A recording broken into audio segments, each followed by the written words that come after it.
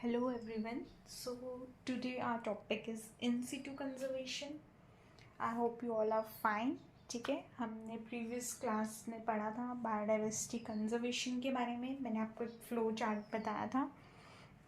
Now we will firstly take up about in situ conservation. ठीक है, conservation of species in the natural habitat is known as in situ conservation.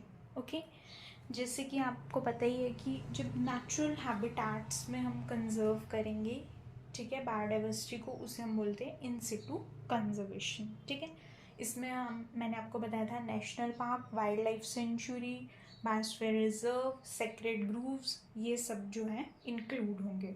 Okay, national park जो होता है वो क्या होता है, एक स्मॉल रिजर्व होता है जिसमें हम क्या करते हैं, प्रोटेक्शन करते हैं वाइल्ड लाइफ की और उसके नेचुरल हैबिटेट की. ठीक है, और ये मेंटेन होता है बाय द गवर्नमेंट. ठीक है, और इसमें एक्टिविटीज़ जैसे forestry, grazing, cultivation, habitat manipulation, ये सब जो है परमिटेड नहीं होती हैं इस एरियाज़ में, नेशनल पार्क्स में. ठीक है, अब कुछ मेन पॉइंट्स हम इसके देख लेते हैं. जैसे हमारे इंडिया में कितने नेशनल पार्क्स हैं? 106 नेशनल पार्क्स हैं. ये लेटेस्ट डाटा है आपका. ठीक है, 2023 का, जो मैंने आपको अपडेट कर दिया है. ठीक है, इसके अलावा अगर कोई चेंज होगी तो प्लीज़ आप बता सकते हो. ठीक है, अभी नेशनल पार्क्स इंडिया में कितने हैं? 106 हैं. ठीक है, और जो लेटेस्ट है अभी इंक्लूड किया गया है वो कौन सा है? रेमोना नेशनल पार्क, जो कि असम का है. ठीक है, और यहाँ पे आपको क्या मिलता है? गोल्डन लंगूर. ठीक है, ये किसके लिए फेमस है? गोल्डन लंगूर के लिए. ओल्डेस्ट जो सबसे फर्स्ट आपका नेशनल पार्क था वो जिम कॉर्बेट नेशनल पार्क है. ठीक है, उत्तराखंड का है. ये 1936 में बना था. सबसे पहले इसका नाम क्या था? Heli national park. ठीक है, फिर जिम कॉर्बेट हुआ और अब शायद इसके नाम की चेंज करने में हो रहा है. ठीक है, बोल रहे हैं कि रामगंगा नेशनल पार्क इसे रखा जाएगा. ठीक है, ये उत्तराखंड का है जिम कॉर्बेट नेशनल पार्क. ठीक है, और कुछ नेशनल पार्क्स हैं जिन्हें हमने यूनेस्को वर्ल्ड हेरिटेज साइट्स में भी लिया गया है. ठीक है, जैसे कि आपका असम का काजीरंगा नेशनल पार्क. ठीक है, Sundarban national park, Nanda Devi national park, great Himalaya national park and Kanchenjunga national park, that is of Sikkim. ठीक है, तो इसे किस में इंक्लूड किया गया है? यूनेस्को वर्ल्ड हेरिटेज साइट्स में. ठीक है, फिर उसके बाद एक पार्क है जो कि आपका फ्लोटिंग नेशनल पार्क है. ठीक है, वो आपका कौन सा है? केबुल लेमजेओ नेशनल पार्क, जो कि आपका मणिपुर का है. ठीक है, केबुल लेमजोआ नेशनल पार्क, ये आपका फ्लोटिंग नेशनल पार्क है. ठीक है, ये कुछ पॉइंट्स थे जो कि नेशनल पार्क के साथ इंक्लूडेड हैं.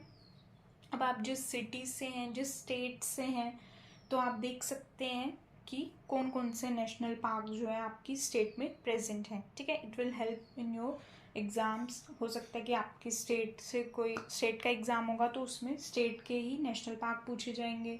अगर आप इंडियन लेवल, नेशनल लेवल का एग्ज़ाम देते हैं तो आपको नेशनल पार्क्स जो हैं वो भी पूछे जाएंगे. मैं इसके साथ आपको एक मैप दे दूँगी जिसमें आपके डिफरेंट नेशनल पार्क्स जो हैं वो मेंशन होंगे, जो कि हमारे इंडिया के हैं. ओके, फिर आप उसमें से अपनी स्टेट, जो भी आपकी स्टेट है, उसका ले सकते हैं. ठीक है,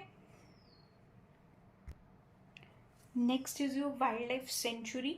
ठीक है, इसमें आपको क्या किया जाता है कि आउटसाइड और ह्यूमन एक्टिविटीज़ जो होती हैं वो परमिटेड होती हैं. ठीक है, जैसे हमने नेशनल पार्क में पढ़ा कि इसमें कोई ह्यूमन एक्टिविटी जो है वो परमिटेड नहीं है, चाहे वो आपकी फॉरेस्ट्री है, ग्रेजिंग है, कल्टीवेशन है.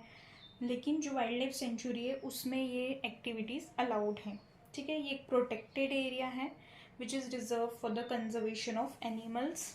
ठीक है, और ह्यूमन एक्टिविटीज़ जो हैं अलाउ की जाती हैं after the permission of chief wild life warden, जो कि इनके हेड हैं. ठीक है, फॉरेस्ट एरिया में जो होते हैं आपके फॉरेस्ट डिपार्टमेंट जो है वहाँ का हेड होता है chief wild life warden.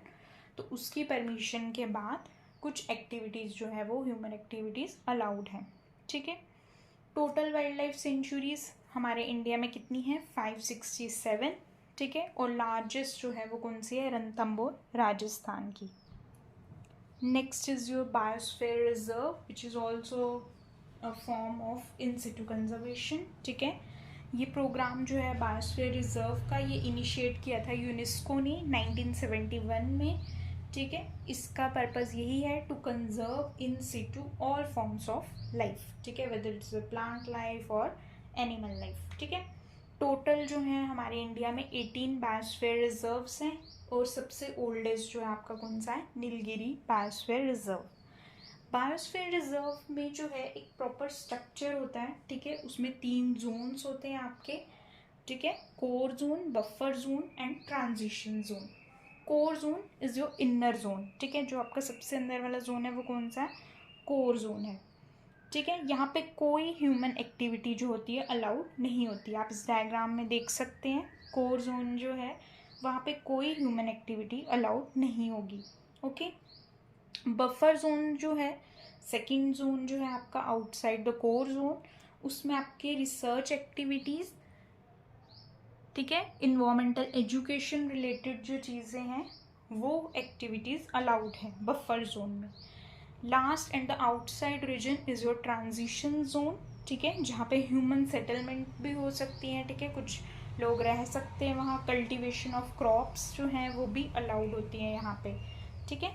So in this diagram you can see the 3 zones, core zone, buffer zone and transition zone. So now we will see the difference between national park, wildlife sanctuary and biosphere reserve, okay. Last is your sacred grove which is also in situ conservation form, ठीक है। ये fragments होते हैं forest के और areas regenerated around the places of worship, ठीक है। राजस्थान में, वेस्टर्न घाट्स ऑफ कर्नाटका में, मेघालय में, महाराष्ट्र में, मध्य प्रदेश में सेक्रेड ग्रूव्स जो हैं वो प्रेजेंट है। यहाँ पे क्या करते हैं लोग जो हैं पेड़ पौधों की या कुछ एनिमल्स की वर्शिप करते हैं, ठीक है। तो ये आपके सेक्रेड ग्रूव्स होते हैं। इंडिया में 14,000 से लेके 1 लाख तक आपके सेक्रेड ग्रूव्स प्रेजेंट हैं, ठीक है। I hope this in situ conservation form is clear to you. If you have any doubts, please write them down in your comment section, ठीक है।